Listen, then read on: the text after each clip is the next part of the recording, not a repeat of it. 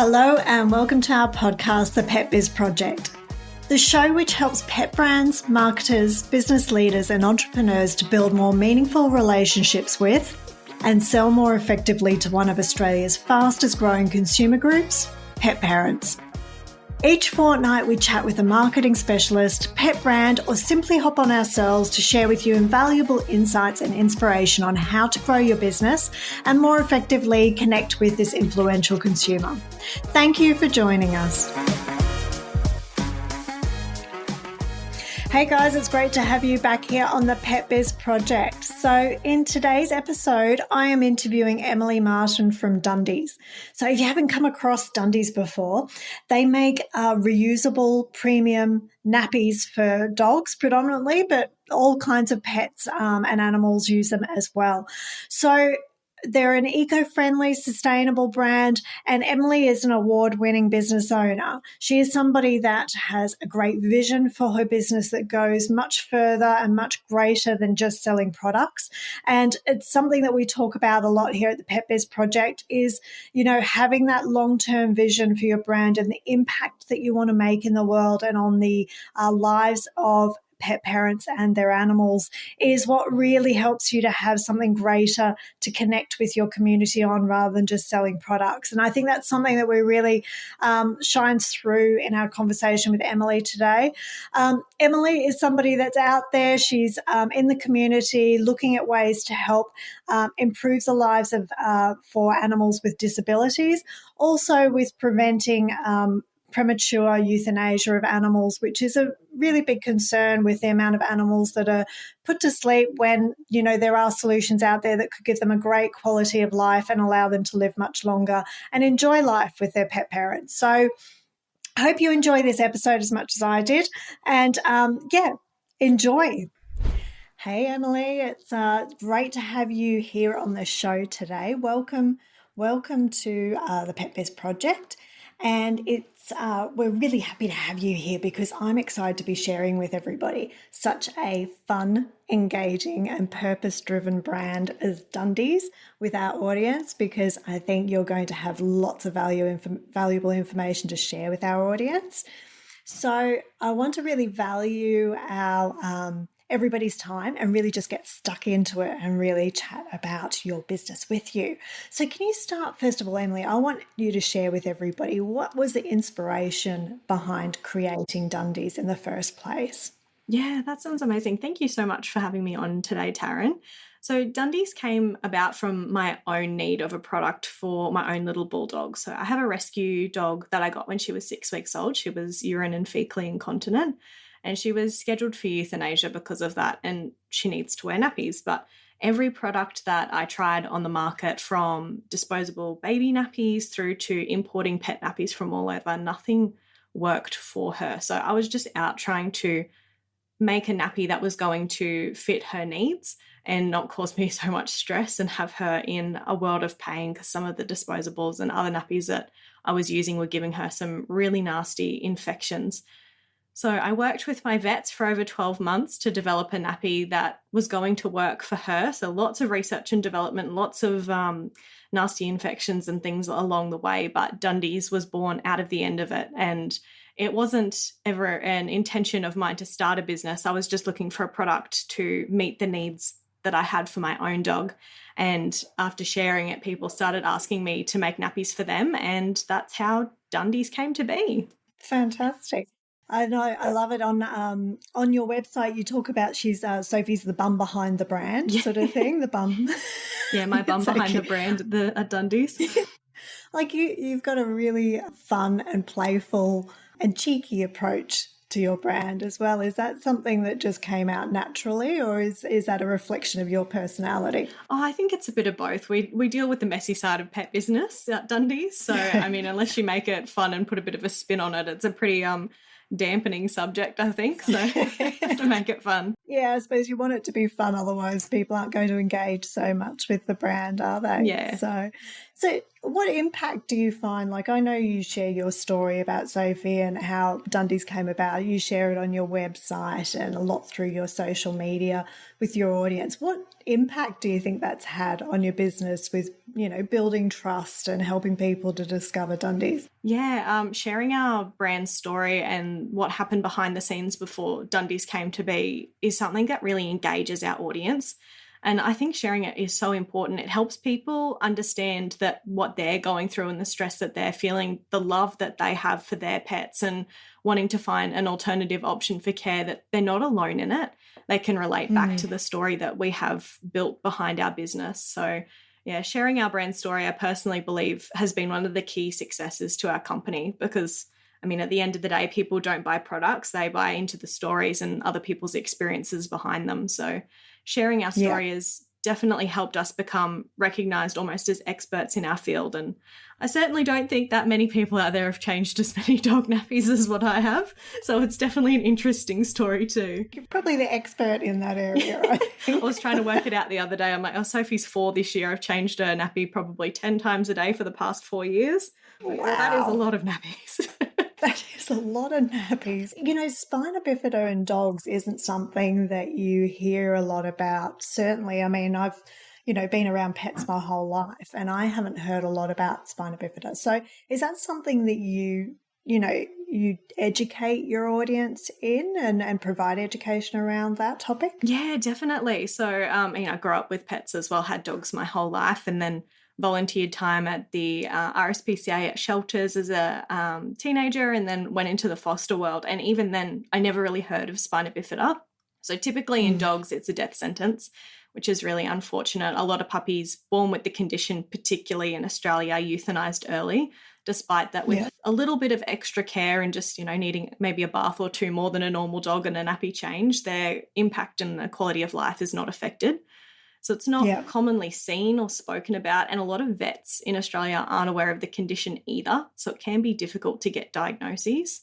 So we definitely work at Dundies to advocate and educate people on the condition and, inform people that it's not a death sentence, just like so many other manageable health conditions that pets have.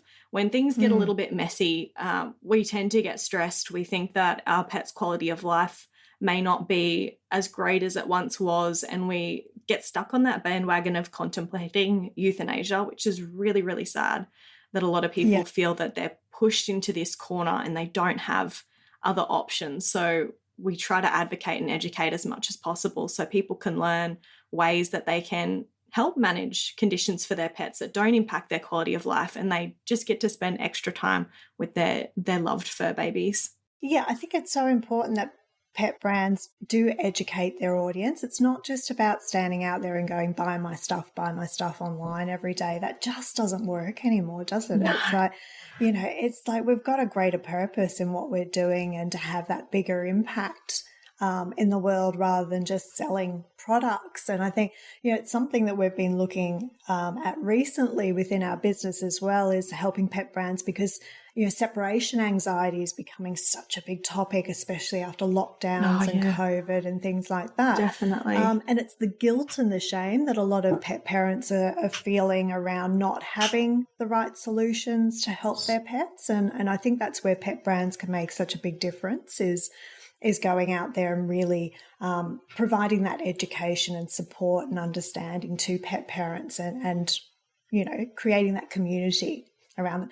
Which leads me to something like you're very big on community engagement with your audience, aren't you? Like you've got a private, like a VIP Facebook group, and that, how do you find that helps support your brand and your customers? Yeah, definitely. I agree with everything you've said there on education though, Tarryn. So important. Our VIP group is sort of just an extra step on top of that. So we use blogs and social media to communicate with our customers, but then we created this private group on Facebook to really in-depth engage with our customers and let them share their own personal experiences and stories as well. Anyone does. I love hearing about other people's pets. Anyone in the pet space really enjoys those stories.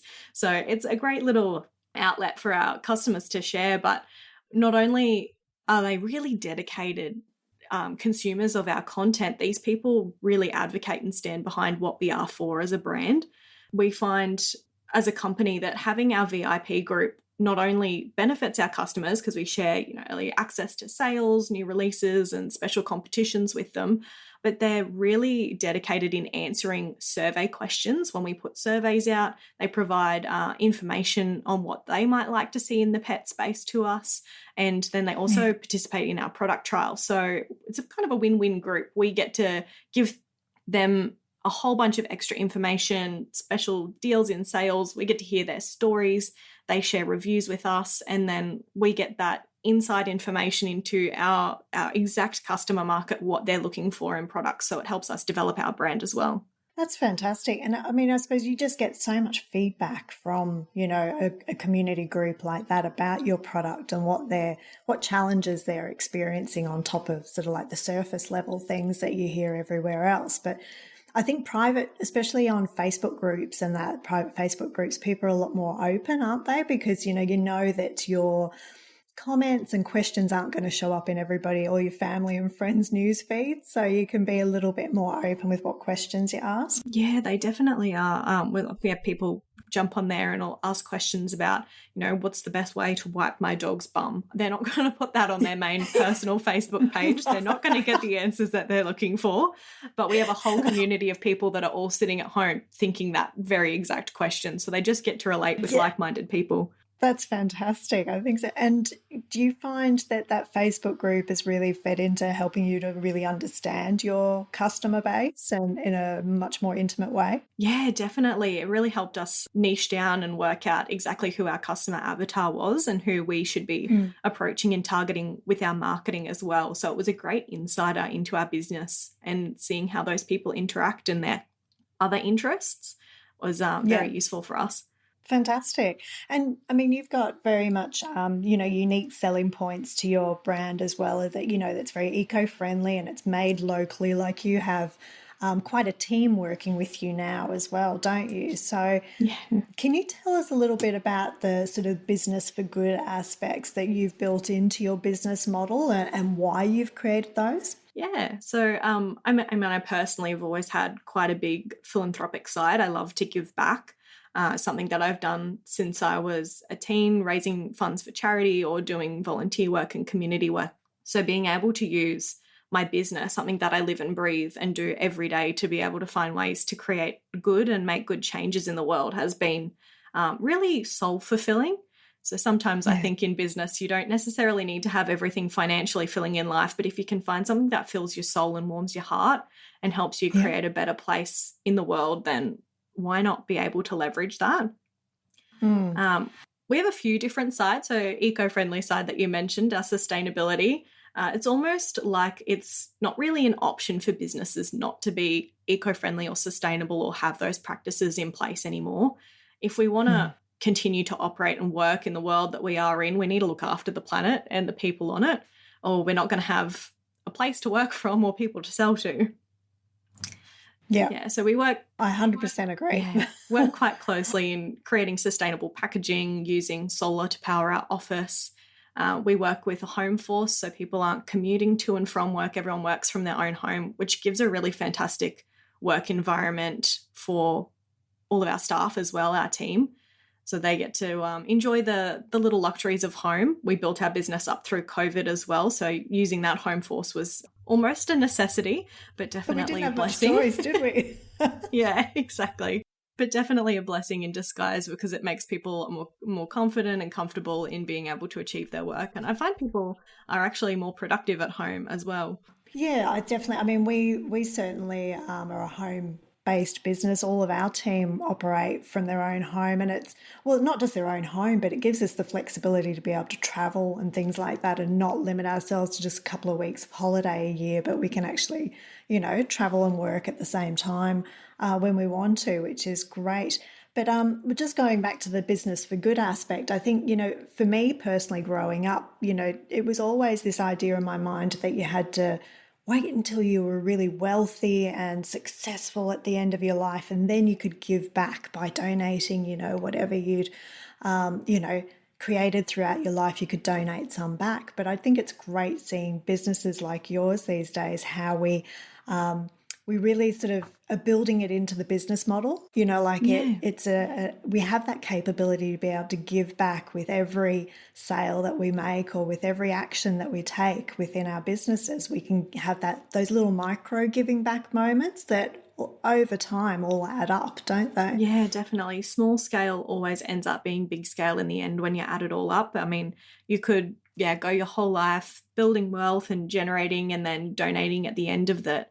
But if you donate your time and just little bits along the way over an extended period of time, I feel like it almost would add up to more at the end of the day. Yeah, I think it's a greater impact at the end than just that one-off impact sort of thing. So great. We donate products to rescue organisations through our rescue program. So when organisations have dogs that come in need of nappies or our reusable pet nappies and other products that we have, we'll happily just send a few their way. We foster and we provide education to rescue organisations as well, so they can use it for their adoptees of special needs dogs.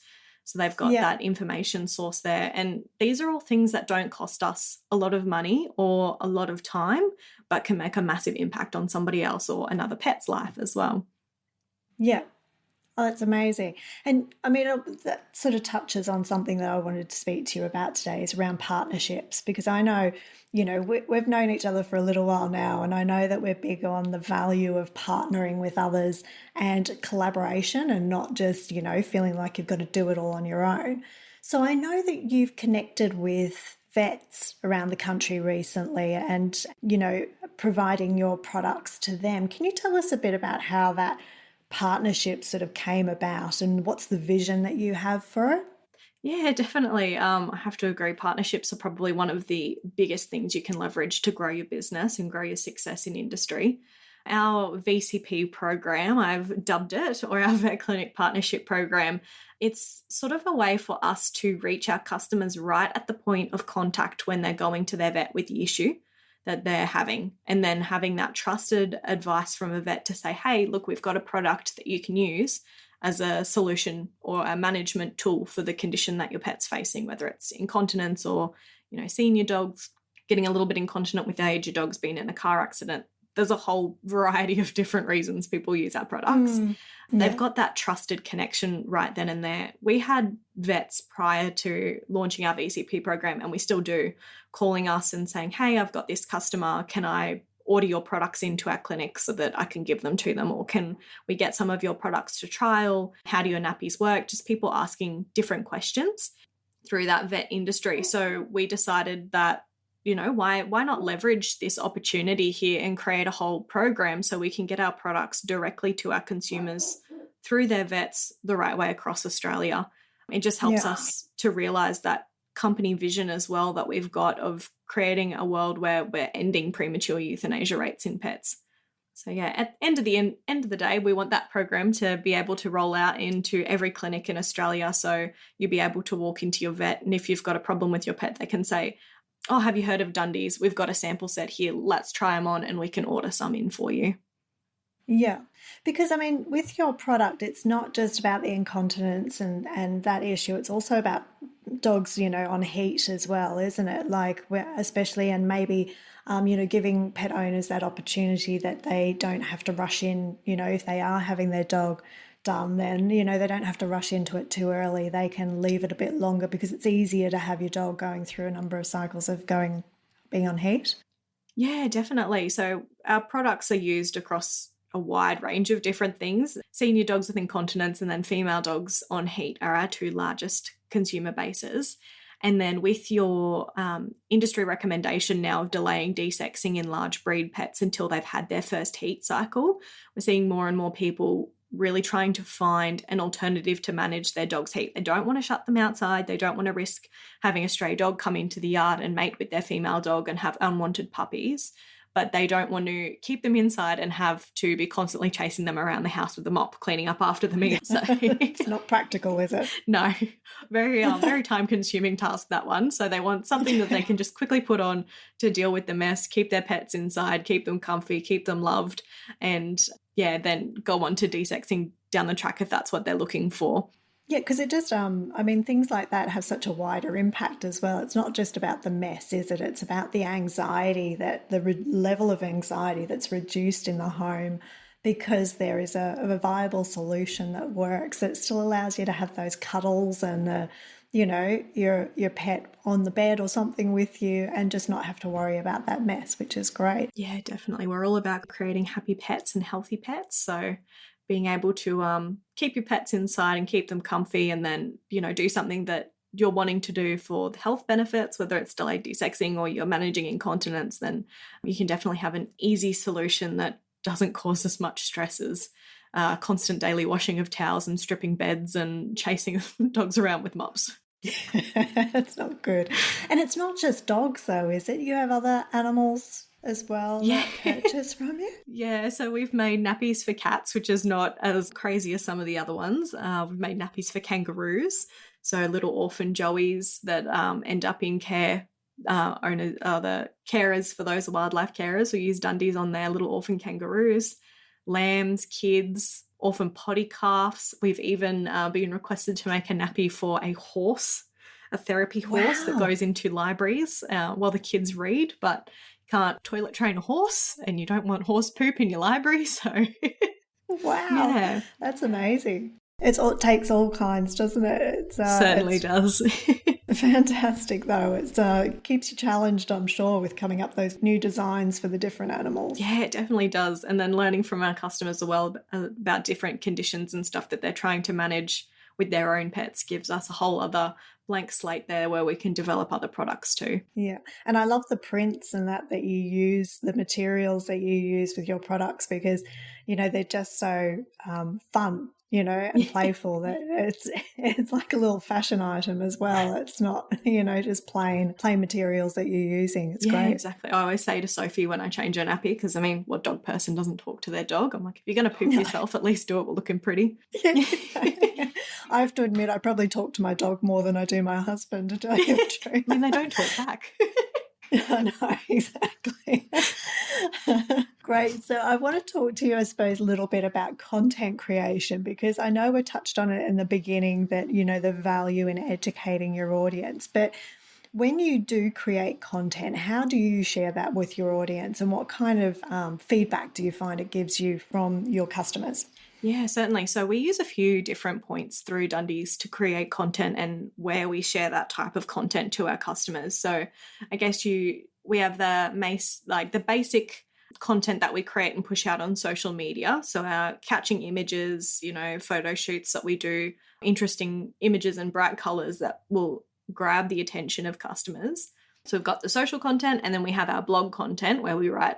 I mean, my blogs that I author, they're not short. They're quite long and lengthy, so they take a while to put together. They go up on our blog, and then we also have video content as well. And I'm working at the moment to develop some video consumable content that matches our blogs that'll go up on our YouTube channel to further spread our sort of brand message and our education out to our customers too. Yeah. So those are our three categories of where I sort of create and publish content. Our social media images, we work with photographers, we do flat lays, and then I just share little tips and insider information in the captions of those images out to our customers, little behind the scenes, little bits of our stories. People really love to engage with stuff like that. Yeah. Our blogs are all centered around education for different types of conditions that people might be experiencing with their pets. And our blogs, social content more aimed at sales. Our blog content is definitely aimed at the education aspect, because if I'm trying to read a piece of information, I'm learning about Spina Bifida. Okay, how do I bath my dog? Does my dog have any limitations? I don't really want to be sold a product whilst I'm trying to read that. We tag those down the bottom of the blog. So they're really centered around informing our customers, and they're some of our best performing pieces of content for gaining customers to our website or visitors to our website. Really well written blogs. I mean, our Spina Bifida one and our one on heat are top performing on Google. So they come up at number one on Google. If you search what do I do with my dog on heat? Our blog is the first thing that comes up. Or can dogs get Spina Bifida? Our blog is the first thing that comes up. So they draw a lot of traction into our website and help us capture those customers and retarget them in ads down the track as well.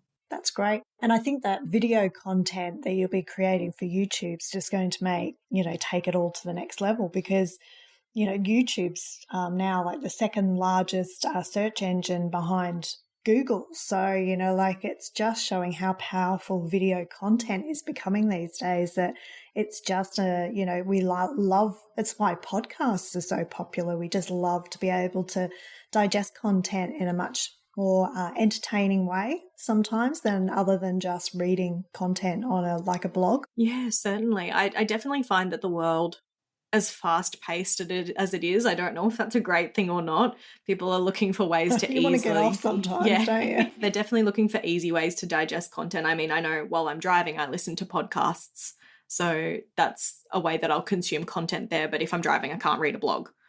So I'm not likely to pick up, my phone and then search for something and sit down and consume a whole blog, but I'll easily listen to several hours of podcasting while I'm doing something else or chuck a YouTube video on quickly while I'm eating my breakfast rather than reading something now. Yeah, no, I'm the same. It's like I love to cook, but that's when I digest a lot of content and education is I'll be listening to podcasts and things while I'm cooking and cooking up a storm over the weekend. So it's just it makes it so accessible to be able to fit that type of entertainment. Like I rarely watch TV these days. I'm much more into sort of the educational videos or the podcasts. It's funny how we're all evolving to find different ways of accessing information. Yeah, definitely. I can't remember the last time I turned my TV on to consume anything. I think I use most of my social media platforms to get my news. And then, other ways that I entertain myself, I guess, would be through podcasts or, I'm pretty bad for sticking my laptop on and playing Netflix while I cook in the kitchen as well. Yeah. Cool. So, Emily, how do you find your customers how do you keep them engaged long term? Because obviously somebody will come to you and they may be looking for a nappy for their dog and they're needing that sort of support. But how do you then keep them coming back for more and staying long-term and loyal with your business? Yeah, building that brand loyalty is something that's definitely a challenge and something that you've got to get right for your particular business because it's never going to be the same for everyone. So I think the best way that we've gone about doing it and what seems to build that customer attention for us is really creating and establishing our brand. So making sure that our branding is on everything. People are aware that, I've got a dog that's incontinent. I need Dundies, not I need a dog nappy. Just trying to build that real solid brand reputation and then giving our customers a story and mission to get behind that resonates with them. So our mission to reduce premature euthanasia rates, we will come up with different little not so much campaigns, but initiatives that people can get involved in and get behind. And I feel like people really feel involved and more passionate about a brand when they can step into the shoes and help push something behind the scenes, not necessarily selling a product, but like pushing that idea of, we can create a better and more, the word I'm looking for escapes me at the moment, but just a more involved pet care space. How do we change the way that we look at animal welfare and how can we change and shape the way that we look and engage and care for our pets? Yeah, it's having that bigger impact, isn't it? As like I was saying before, like with social media, that's where a lot of businesses miss the mark is they go out there just trying to sell on social media, and social media isn't just about selling products. It's people are on social media for entertainment, but they're more so on there for community. They're on there to connect with others that are like-minded people. Yeah, so exactly. If you can create those points of connection, and I think giving back and having a big impact in the world and changing the way things are done to make an improvement is what people want to get behind and get involved in. So, it's just, you can see that shine through, like even just from your website and things like that, you can just see that it's not just about the product, it's a much bigger purpose behind it. Oh, thank you. I'm happy to hear that. I've tried to do that, so it's great to hear that that's how it comes through. No, it's fantastic. Yeah, I can even share a story into that just with our social media this week. I think I put up a post talking about our suspender harnesses, which are a product that's used to help keep a nappy up on a dog. And it was purely like a salesy post. And I think it maybe got 20 likes. And then I put up a post about Sophie and a little bit of behind the scenes on the brand earlier this week as well. And that post got well over 200 likes. Yeah, I love the picture of her when she was little with her first nappy on. Yeah, that's the post I'm talking about. People love it. People engage with stories. They don't necessarily engage with the photo of a product. So you've got to build that more behind the scenes. Yeah, you've still got to promote your business. I think everybody understands that, but it's just, yeah, you can't just be doing that all the time. There has to be a greater purpose to the content that you put out there. There's going to be the promotion, but it's going to be that purpose-driven and very value-led content where it's providing some form of value to the audience aside from just sharing a product with them. Yeah, exactly. Yeah, giving people something to advocate behind. And then when they see your more salesy posts as well, because like at the end of the day, you said you still got to promote your product, you've got to make sales, people are more likely to engage and interact with that content then as well because they feel connected to the brand. Yeah. And we find that as well with email marketing is that you can get away with those promotional emails if you're sharing a lot of value-based emails because, people understand that you're a business and that they're going to receive a promotion every now and again. But if they are also getting the right balance with value and purpose-driven content, then they don't mind the promotional stuff. Like you say, if they're not ready to purchase or they've already purchased, they'll just scroll past it. So yeah, exactly. So you're a young business owner, but I'm sure you've come across plenty of challenges in your time with growing Dundies. So can you tell us a little bit about sort of what some of those challenges are that you've experienced along the way and how you've overcome them? Yeah, definitely. I have an array of challenges in business. You could talk about things all day and make them sound like sunshine and rainbows and that it's so easy, but there's challenges behind every business that everybody has. And if they tell you that there's not, they're lying. So our manufacturing is probably the biggest struggle or challenge that we've had to overcome. We're Aussie made. I started making Dundies on my kitchen table without the intention to turn it into a business. And now I've converted our 4-bedroom house into my entire business.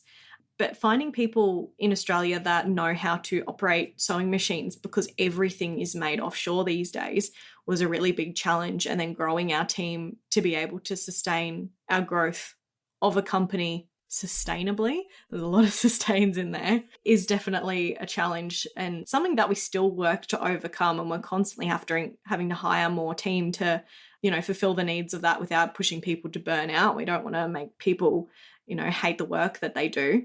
No, because then you lose that good staff, yeah, the good team members. So yeah, that's definitely the biggest challenge from raw material through to final product and all of the people and touch points that has to come on in between all the different from cutting to prepping and then sewing and then tagging and then inventory. We have a whole, our product goes through a lot of people before it becomes a final nappy in our customers' hands.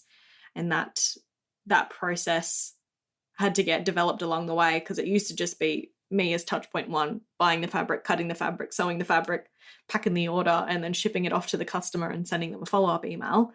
It now goes through, I think, 6 or 7 different people. So logistically working that out was a big challenge, but we got there in the end. It still needs work, though. I think anything does. Yeah. And the world just keeps throwing us new challenges, doesn't it? Whenever we think we've got things figured out, it's like whether it's COVID or floods or whatever's going on in the world. Here's a lockdown. Oh, sorry, you guys can't do that. Oh, freight's gone up by XYZ amount of dollars and now it's costing your product so much more. Yeah. There's delays with Australia Post or without challenges though. The bigger the challenge seems to be, the bigger growth follows behind it. So if you're faced with adversity in your business and you're shaking your head and you're not sure what to do, there's probably a good thing kind of come out of it at the end. That's a great mindset to have because, I'm a big believer in that too, that whenever there's a big challenge that we're experiencing, it's just because we're going through a big period of growth and it's just going to take us to that next place that we want, where we're closer to where we want to be. So yeah, definitely. It might not seem like that at the time, but it definitely seems to be the way that it plays out most of the time. You just need to have those regular breaks and holidays scheduled in, don't you? Yeah, weekends. Oh, I used to work in my business. I had full-time uni when I first started Dundies up as a company. In my business, I had full-time uni when I first started Dundies up as a company. So I was going to uni 5 days a week and then doing placement and then coming home and working. I just got so burnt out. making time to even have, shut the computer off at 6 or 7 p.m. and then have an hour or two to yourself, that you need to do that. You need to do that for your mental health and your sanity. Yeah. And I think it's you lose your creativity if you push yourself too hard to work all the time. You need that downtime to allow the creative thoughts to come out and the solutions for what you're going to do to get through those challenges. So, I mean, one thing I love about business these days is it's so easy for young people to get, in and start a business, like just set up a Shopify store, just come up with an idea. We've seen within our own private Facebook group and that for pet businesses, we've seen, like 16-year-olds and that coming in and they've got an established business with an established product and a Shopify store. And it's just great to see that those entrepreneurs coming through at such a young age, which is fantastic. Yeah, building businesses is something that's definitely getting easier in the e-commerce space. Definitely challenges in other industries, but it's becoming, I feel like there's a lot more young people that are able to get into it now. It's not as gatekept to own a business to, the middle-aged white collar man anymore. You could be a 14-year-old or 16-year-old female and start a business and have a really successful company out of the end of it by the time you're in your 20s. Yeah, definitely. So what do you think? I mean, we've talked about the challenges, but what's that sort of one bit of action that you think that you've taken that's really created the most growth for your business? Yeah, this is going to be a little bit controversial, but putting ourselves out there. In the beginning, I got a lot of backlash for putting a nappy on a dog.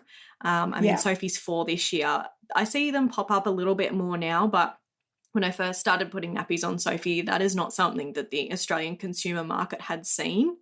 And then they weren't ready for it. Yeah, and sharing it so openly. I got people telling me to euthanize my dog. What are you doing? You should just toilet train your dog. Stop treating it like a baby. Your dog's not a human. Stupid Gen Zs and millennials treating their dogs like children. My biggest haters were middle-aged men for some reason. They really, really did not like me. But I persevered and pushed through it, which was a really key factor, I think, in accelerating our growth because we were causing this interruption to people's feeds and to their mindsets. Like, why is this dog in a nappy? Like, I can't stop thinking about it. I'm going about my day, but there was this girl that posted on social media about her dog in a nappy. I'm so confused. Yeah. And then we kept posting, and then people got more accustomed to seeing that type of information and then got more open to understanding why.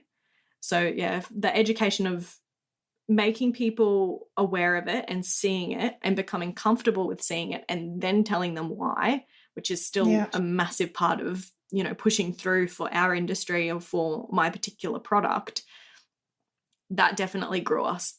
I think that was our driving factor. It was uncomfortable to do. I hated getting hate comment. I'm not a confrontational person. But Facebook loved it. Facebook loved these people arguing in the comments. They're like, oh, this is a great post. It's got fantastic engagement. Let's push it out to some more people. Bloody Facebook, eh? But putting yourself out there, join Facebook groups, share your stuff in different Facebook groups, whether it's, for me, I join a lot of the Australian made ones, or you've got pet specific groups that you could join. You could post about it in your local community groups, really anywhere. Facebook is a fantastic tool to leverage a whole bunch of people that have already put themselves into their own allocated niches by joining these groups on Facebook. Yeah, and I think, like you've just said, you're challenging the way people think, and not just a small group of people, but, the majority of people. You're challenging the way they think, but the way you've overcome it is through education and value and just staying on purpose with what you're here to do. So, because a lot of people would get that backlash and give up and go, I don't want to do this. But by pushing through, you can see that you've hugely successful with what you're doing. Yeah, I mean, we send out like 700 dog nappies a month on average. So it definitely got there in the end. I think at the start, maybe, sending out 10 nappies a month to a couple of breeders, people that were already comfortable with the idea of putting a nappy on a dog, to really pushing that boundary. And I feel like we're still just cracking the surface of that. So I'm definitely excited to see where Dundies goes. But thinking at the end of the day and seeing that backlash from those posts, and then using that to understand who my target market was and who my customer avatar is, you can build that confidence in yourself that not everyone is your customer. You don't have to please everyone. Like these people that are having a go at me and telling me I need to toilet train my incontinent dog who's never, squatted to wee in her life. She has no sensation. They're not my customer. And I don't have to worry about them. They're not my demographic. And they're never going to be my demographic or my customer. So they can continue to leave their comments, and Facebook can continue to see that as authentic engagement and share it to more people. Yeah. Yeah, I think it's great that you stuck at it, because I know it is difficult, but it's, as you say, it's allowed you to become very crystal clear on who you are here to help support and help to feel understood and to educate and, to provide a solution for. And we don't have to please everybody in this world. I think that's just, getting comfortable with the fact that we're not here to be people pleasers. We're here for our purpose, and that to stay focused on that and not try and please everybody. Yeah, exactly. That was definitely very difficult for me to overcome as a person as well, because, I don't like confrontation.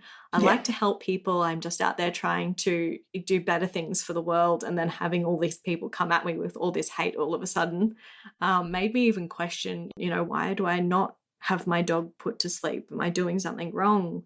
Society tells me that this isn't right, and I've got this little dog sitting beside me that's happy as can be, running around thinking she's a Great Dane, playing with my Great Danes, and she's this tiny little bulldog. Like, well, actually, there's nothing wrong with my dog. Maybe there's something wrong with the way other people are viewing what's going on here. Yeah, and maybe they shouldn't be so quick to judge. Yeah, exactly. Fantastic. So obviously for any small business owners, particularly that are listening to this podcast, do you have any bits of advice that you'd love to give to others that are just starting out? Yeah, set up everything properly in the start. I missed out on a huge opportunity by not setting up my email lists properly. Use that. Set up everything, go through, make yourself a little checklist. Some good things to make a note of are having your social media connected to your Shopify store if you're working with Shopify or WooCommerce, whichever type of shop that you've got for your e-commerce business, making sure your pixels are connected so that you're getting all of that customer data. Even if you're not running ads or using it at that point in time, you're starting to build a little stockpile of it, which is really helpful when you do decide to go down that avenue in the future. Build your email lists out and, just be confident in what you do. Share your story. If people don't want to hear it, then they're not your customer. And work to create and figure out who exactly your niche is, and then look at the customers that are buying from you. What are their interests? How are you going to target more people like them? Get those reviews, build your audience, and just keep going from there. That's fantastic advice. I think I see it often when there's so much time and energy put in by small business owners, especially to like Instagram in the pet industry space, and they're not getting people onto their email list as well. And it's just like if you're showing up in somebody's social media account as well as on their email list, they're like 4 times more likely to purchase from you. So it's just like so valuable, isn't it, to be able to have that as well. Yeah, that definitely. way of connecting with people. And it's a different type of digesting content as well when it's email based. You can sometimes go a bit deeper and have a bit more of a deeper conversation than you can on social media. Yeah, you've got more space to share like little stories and stuff in your emails than what you're limited to in a caption on a social media post. Yeah, that's fantastic. Great. So what's next for Dundies then? Can you tell us a little bit more about what's planned for the future and what your goals are? Yeah, so I recently just redid my business plan. That's another great tip. Always have a look and do your business plan so you can work out where you're trying to head and you can make goals to get there. So Dundies, inevitably, I want to become a one-stop shop for all things health, mobility aids and alternative pet care tools. So think of along the lines of like your ramps, cooling vests, anything health related, but not specifically accessories or food. Yeah. So because you've already got prams and things, haven't you? Yeah, as well? We have our reusable puppy pads, our whelping pads, our prams, and then our pet nappies. And then we've got a few other products in the works at the moment that are a little bit hush-hush. But we're working on creating those. Yeah, you'll have to keep an eye out for those. Basically trying to create tools and products that fit specific needs health-wise for dogs that would otherwise, see them the owners having to look at the line of euthanasia for their pet. How are we going to help extend further upon our company's mission of ending premature euthanasia? How are we going to provide the tools and resources that people need? So we want to continue to develop that and help really change and shake up the pet care space in terms of medical supplies that people can use in their own homes, from slings and all sorts of different things. I mean, we've got pets now that are living longer. Our dogs are getting older. And then we're more open to trying alternative things for them. I mean, I took my Great Dane to hydrotherapy lessons. You know, she's swimming in a swimming pool to help strengthen her hip joints. And we do all sorts of different things with our pets now. And I really want to leverage and get on board with that. And then down the track, our BHAG, our big, hairy, audacious goal with Dundies, is to open our franchise rehabilitation centres. So basically your Dundies pet care centre, where you'd be able to pop in and you can, you know, purchase any of the products from our lines, as well as, you know, access certain services for your pet, from, you know, laser therapy to acupuncture, hydrotherapy, holistic medicine, massage, nutrition support, and more, but without going into actually providing, you know, accessories and food. Just really looking at that holistic care space and alternative medicine and treatments for pets that create the best quality of life and the best sort of comfort that owners can have, knowing that they're giving that to their pets as well. Yeah, that's amazing. Big, big goals, those ones. That's good. No, I mean, because I'm a big fan of the complementary sort of side of things as well. With my dog Ash, we, you know, do acupuncture and we use CBD oil to help with, you know, her sort of sore joints and things like that. So there is so much available to us that we can use to help our animals to live better quality lives and for longer. And I think it's that education, and that just gives you so much to share and talk about with your audience as well, doesn't it? Exactly. With moving into all those different areas and providing all those different solutions, the value you can provide to their lives is just endless. Yeah, I mean, as pet owners, we want our pets to live longer, happier and healthier lives. And without having sort of a one-stop shop to find all of that information and a really trusted source, people aren't going to be able to learn about it, and they're not going to be able to find where they can access those resources. So that's sort of one of our goals, to get out there and become this really trusted education source to not only just a company selling products, but somewhere people can come to and trust the content that we produce and go, yeah, okay, Dundies has written an article about this. They've cross-referenced here. They've spoken to vets about this. I feel really good in this information. I think, you know, acupuncture might be great for my dog. I'm going to go find somewhere that I can get acupuncture for my dog who's having some nerve issues.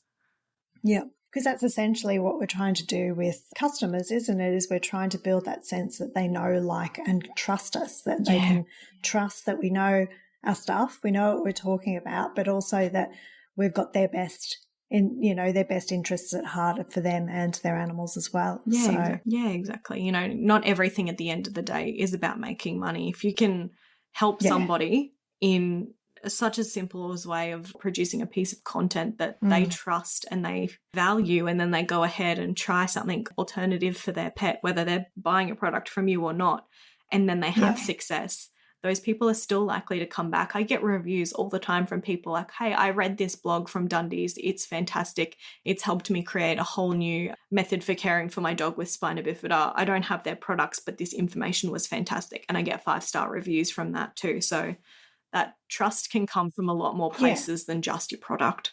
And they tell everybody else about you as well. Yeah, there's a few groups on Facebook that have our blogs pinned and as an information resource. A few of the Spina Bifida blog groups I know on Facebook do, and people will be like, hey, I just got this puppy, and I see all these other people that I don't even know linking them to the blog that I've written, going like, you need to read this. This will tell you everything you need to know. And I'm like, I feel really like special that these people are sharing my information, but at the same time, you know, I've lived through it and experienced it for the past 4 years. I do have a lot of knowledge behind it.